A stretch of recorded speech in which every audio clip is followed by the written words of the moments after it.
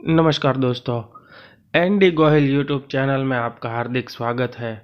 आज हम कक्षा 8 सत्र 2 इकाई 7 हार की जीत के अभ्यास के प्रश्नोत्तर के बारे में जानकारी प्राप्त करेंगे और उनके जवाबों को भी देखेंगे। तो दोस्तों, अगर आपने अभी तक इस चैनल को सब्सक्राइब नहीं किया है तो तुरंत इस चैनल को सब्सक्राइब कीजिए, वीडियो को ज़्यादा से ज़्यादा शेयर कीजिए, लाइक कीजिए और कमेंट करना बिल्कुल ही ना भूलें। सब्सक्राइब करने के बाद बेल आइकॉन ज़रूर दबाएं ताकि हम ऐसे और वीडियो आप तक पहुंचाते रहें।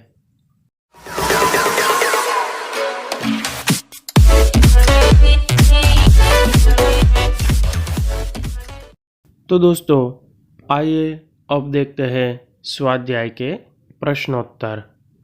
मुख्य प्रश्न 1, प्रश्नों के उत्तर दीजिए, जिसमें पहला प्रश्न है खड़क सिंह का हृदय परिवर्तन क्यों हुआ। तो उसका उत्तर कुछ इस प्रकार हो सकता है।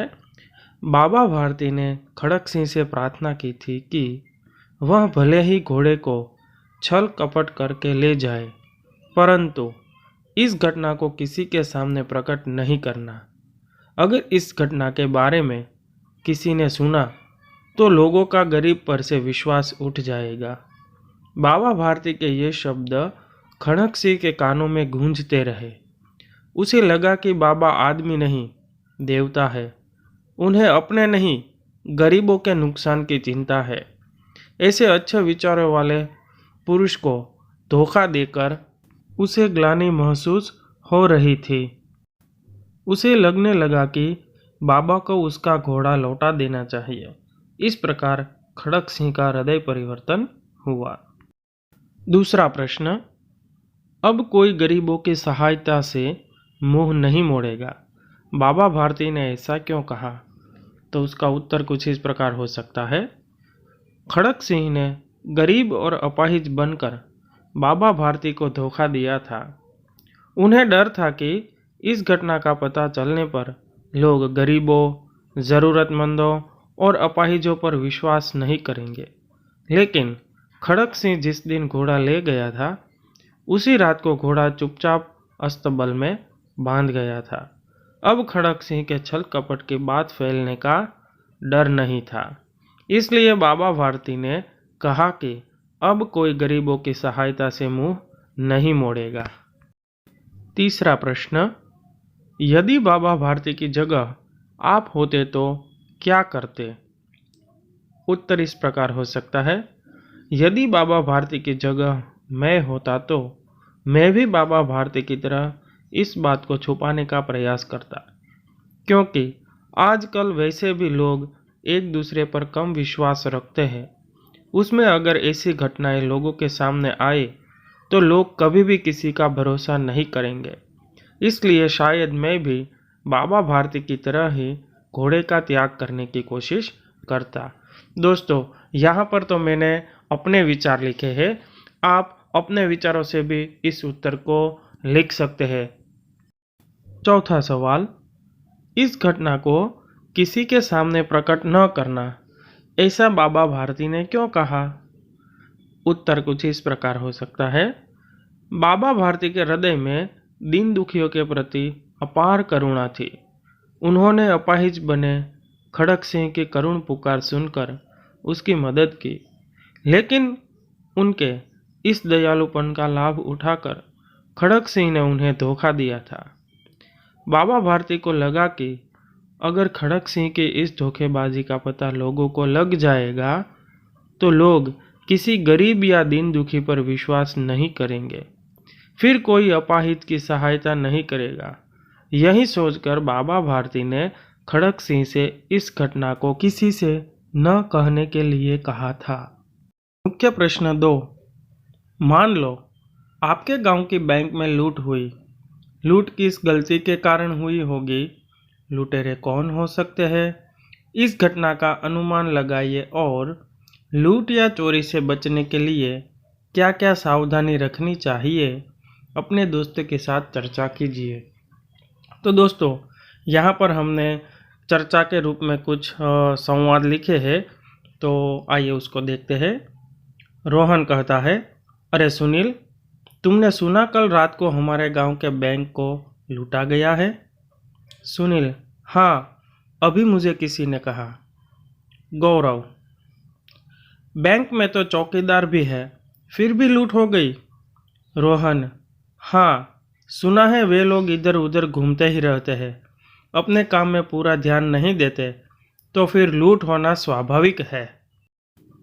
ये बात सुनकर सुनील कहता है, ये लुटेरे कौन हो सकते हैं?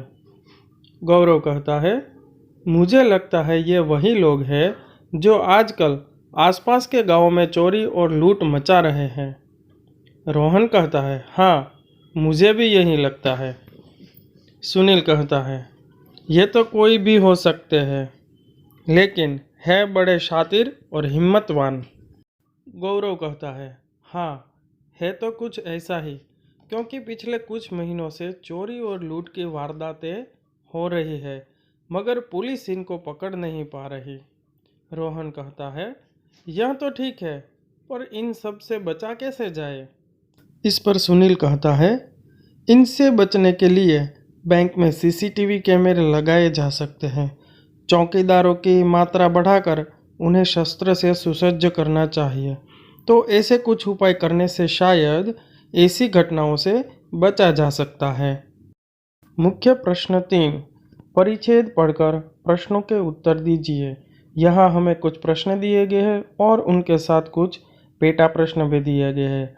आपके पाठ्य पुस्तक में परिच्छेद भी दिया गया है, जिनके आधार पर हमें इनके उत्तर देने हैं। तो सबसे पहला है, सही उत्तर पर टिक मार्क का निशान लगाइए। तो उसमें पहला प्रश्न है, क, सोना हिरन का रंग कैसा था?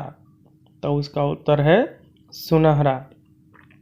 ख प्रश्न, मृग समूह किसकी आहट से चौंक कर भागा? उसका उत्तर है शिकारियों की। दूसरा है, रिक्त स्थान भरिए, अर्थात हमें यह जो खाली जगह दी गई है उसको भरना है सही विकल्प चुनकर। उसमें सबसे पहली है क, सोना अब तक अपनी रिक्त स्थान भी पार नहीं कर सकी थी। तो उसका उत्तर है शैशवावस्था। दूसरा है ख, हरिण शावक की कथा तो मिट्टी की ऐसी रिक्त स्थान है जिसे मनुष्य की निष्ठुरता गढ़ती है। उसका उत्तर है व्यथा कथा। तीसरा है, इन शब्दों के अर्थ लिखिए, जिसमें पहला शब्द है आहट, तो उसका अर्थ होता है चाप। दूसरा है शैशवावस्था, तो उसका अर्थ होता है बचपन या बाल्यावस्था। उसके बाद चौथा है, इन शब्दों के विलोम शब्द लिखिए, जिसमें पहला शब्द है लघु, तो उसका विलोम होता है गुरु या विशाल या विराट। दूसरा शब्द है मानव, तो उसका विलोम शब्द होता है दानव या हैवान या फिर दैत्य। उसके बाद पांचवा प्रश्न आता है, हरिण शावक सोना की शारीरिक बनावट कैसी थी? उत्तर, हरिण शावक सोना की शारीरिक बनावट रेशमी लच्छों के समान थी।